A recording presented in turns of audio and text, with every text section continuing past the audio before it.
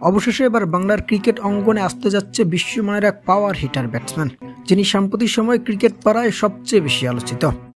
দর্শক, বলা হচ্ছে বাংলাদেশের তরুণ পাওয়ার হিটার ব্যাটসম্যান জিসান আলমের কথা।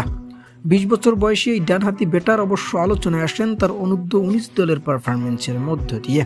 অর্থাৎ 1 বছর আগে থেকে তার ব্যাটিংয়ে মুগ্ধ ক্রিকেট পাড়ার প্রায় সব সমর্থকরাই। তাই সেই ধারাবাহিকতায় এবছরও নিজের সর্বোচ্চ ছন্দে আছেন এই পাওয়ার হিটার। ইতিমধ্যেই এমন কিছু রেকর্ড গড়েছেন যে রেকর্ডে তিনি পিছনে ফেলেছেন বিশ্বের বাঘা বাঘা কিছু তারকা ব্যাটসম্যানদের। এছাড়াও তিনি পিছনে ফেলেছেন তিনি তার স্বদেশীয় বড় ভাই তামিম সাকিব ও ইনামুল হক বিজয়ের মতো তারকা প্লেয়ারদের।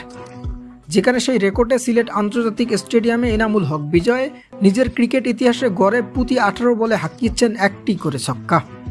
এরপর 18.06 বলে 1টি করে ছক্কা হাঁকানোর রেকর্ড সাকিব আল হাসানের দখলে, এবং তামিম ইকবাল প্রতি ছক্কা হাঁকাতে খরচ করেছেন 22.58 বল করে।